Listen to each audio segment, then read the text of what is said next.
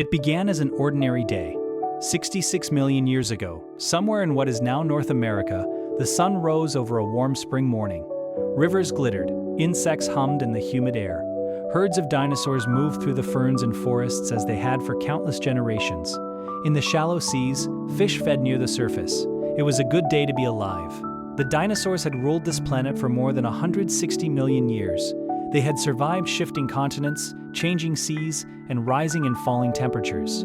There was no reason, none at all, to think this morning would be any different from the millions that had come before it.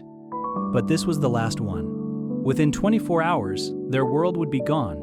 And this is not a vague story lost to deep time. Because of one extraordinary fossil site, scientists can now reconstruct that final day almost hour by hour, from the first instant of catastrophe to the fire that fell from the sky. This is the story of the last day of the dinosaurs.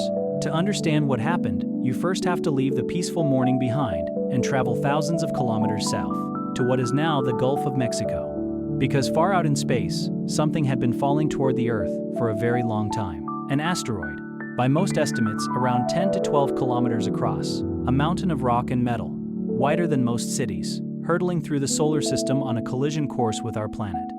It struck near the Yucatan Peninsula of Mexico, at a place we now call Chicxulub, and it struck at unimaginable speed, around 40,000 miles per hour. Try for a moment to picture that impact. The asteroid moved so fast that it punched through the entire atmosphere in a fraction of a second. The air in front of it was compressed and heated to a temperature many times hotter than the surface of the sun. For anything watching, there would have been a flash of light brighter than the sun itself, sweeping across the sky. Then it hit. The energy released in that instant is almost impossible to comprehend. More than 1 billion times the energy of the atomic bomb dropped on Hiroshima. The ocean at the impact site was vaporized before the rock even reached the seafloor. The asteroid carved a crater roughly 180 kilometers wide, punching so deep it pulled rock up from more than 20 kilometers beneath the surface. Within a radius of hundreds of kilometers, everything was simply erased. There was no surviving the impact zone. But here is the crucial truth about that day. The impact itself killed only a tiny fraction of life on Earth. Most dinosaurs on the planet never saw the asteroid. They were thousands of kilometers away, going about an ordinary morning. So how did a single impact on one coastline end a world? This is where that remarkable fossil site changes everything. It is called Tanis, and it lies in the Hell Creek Formation of North Dakota, around 3,000 kilometers from where the asteroid struck. 66 million years ago, it was a quiet river flowing into an inland sea. And what scientists uncovered there may be the most detailed snapshot of a single catastrophic hour ever found in the fossil record. Imagine standing at Tanis on that morning. The impact has already happened, far to the south, but you would not yet know it. The asteroid struck thousands of kilometers away. There is no sound, no warning. For a few minutes, the river is still calm. And then, around 13 minutes after the impact, the sky begins to fall. When the asteroid hit, it blasted enormous amounts of molten rock high above the atmosphere. Some of that material cooled into tiny glass beads, spherules, and rained back down across the planet. At Tanis, these little pellets of glass began falling from the sky, like burning hail. Scientists know the timing because they can calculate how long it took the debris to arrive. In the river, the fish, sturgeon and paddlefish, were still swimming, still breathing. And as the glass rained into the water, they breathed it in, their gills filled with tiny beads of molten debris. We know this because their fossils were found with the spherules still lodged inside their gills, the last breaths of animals that were alive as the sky fell. But the falling glass was not the killing blow. That came from the ground itself. The impact had been so violent that it sent seismic waves rolling through the entire planet.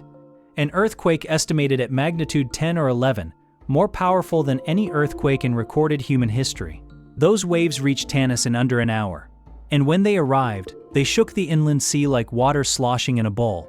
A surge of water, a wall estimated at around 10 meters, roughly 30 feet high, came roaring up the river. That surge swept up everything in its path. Fish, turtles, plants, animals, all tumbled together and slammed onto a sandbar, then buried under sediment and yet more falling glass. Within perhaps an hour of an impact, thousands of kilometers away, an entire community of living things was wiped out and entombed in a single chaotic layer of rock. And there is one more haunting detail.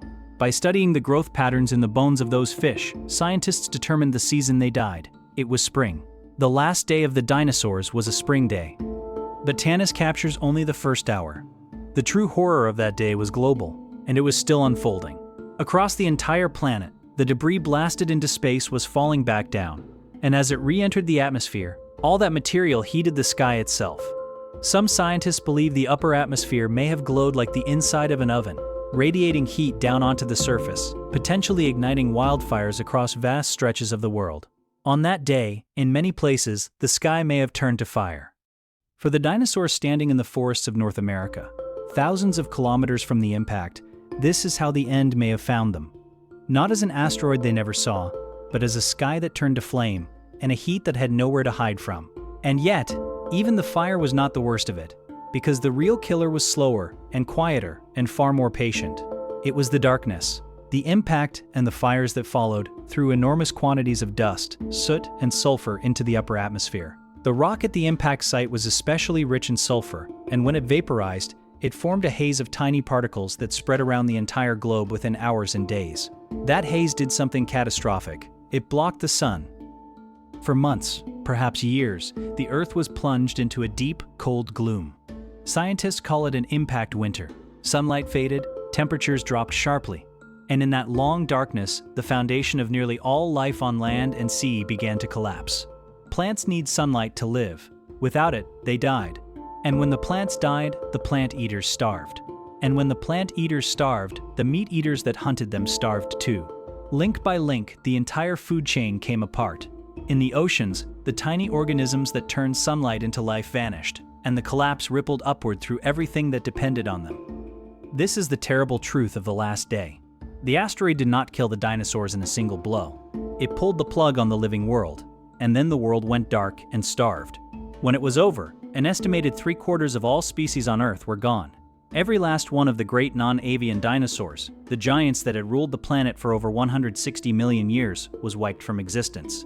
An entire age of life ended by a single object from space, and here is where the story turns and becomes something more than a tale of death. Because not everything died. In the darkness and the cold, small things survived. Creatures that could burrow, that could hide, that could live on seeds and scraps and the remains of the dead. Among them were small, furry animals that had spent the entire age of dinosaurs living in the shadows, the early mammals.